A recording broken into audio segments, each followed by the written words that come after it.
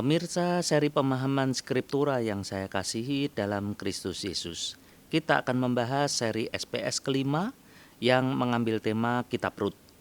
Pada bagian pertama ini, kita akan membahas pengantar Kitab Rut. Di dalam Talmud Baba Batra 14b disebutkan bahwa pengarang cerita Rut ini adalah Samuel. Namun pendapat ini terlalu spekulatif. Mengapa? Karena di dalam cerita itu sama sekali tidak disebutkan nama pengarangnya. Yang penting di sini adalah menentukan waktu dan tempat ditulisnya kisah Rut ini terlebih dahulu.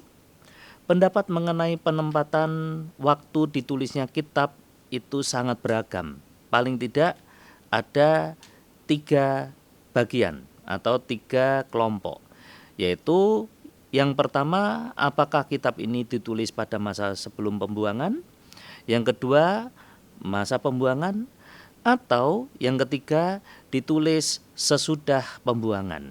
Ini 3 hal ini menjadi perdebatan para ahli. Penempatan waktu ini menentukan pandangan tafsiran. Yang pertama, beberapa penafsir menempatkan waktu ditulisnya kitab pada zaman raja-raja. Gerhard von Rath menempatkan pada waktu pemerintahan Salomo. Dan sependapat dengan Gerhard von Rath, Campbell Jr. dan Hubbard menempatkan tahap tradisi oralnya pada abad ke-9 sebelum Masehi.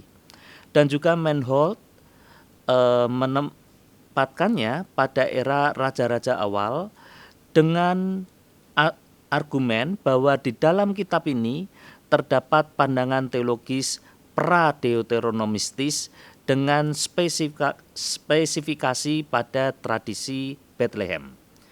Mengenai penempatan waktu ditulisnya kitab ini pada masa raja-raja akhir dicetuskan oleh Session yang menempatkannya pada sebelum tahun 620 sebelum Masehi.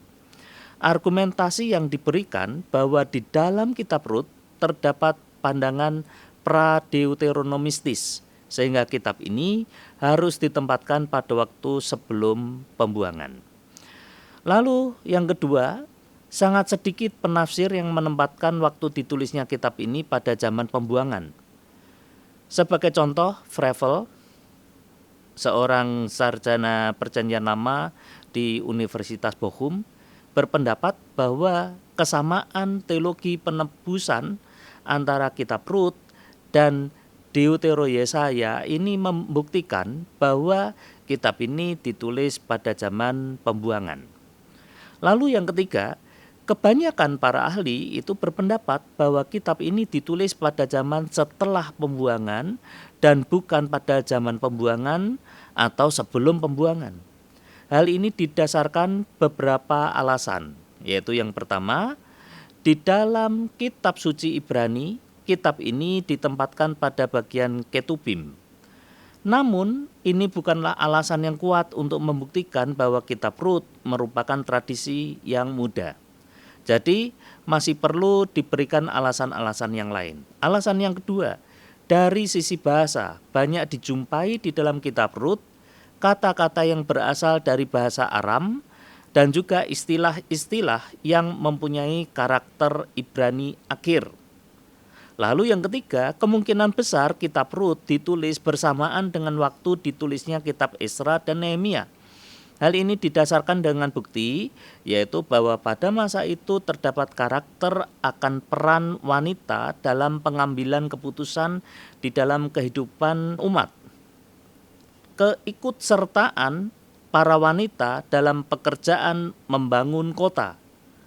Dan juga berlawanan dengan yang tadi, terdapat juga perjuangan kaum perempuan melawan tradisi patriarki yang digerakkan oleh Nabiah Yoaya. Itu ada di Nehemia 6 ayat yang ke-14.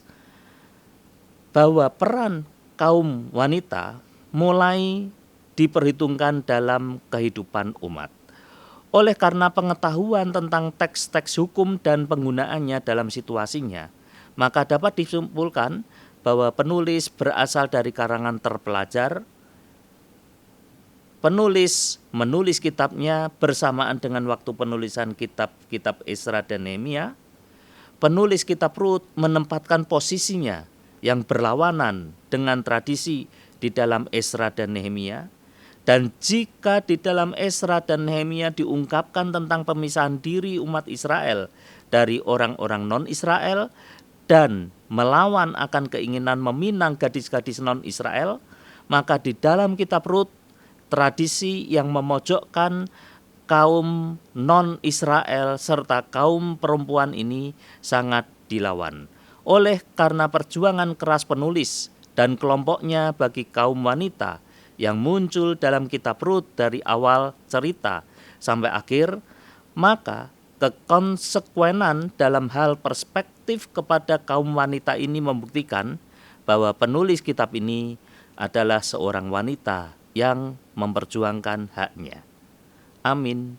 Soli Deo Gloria.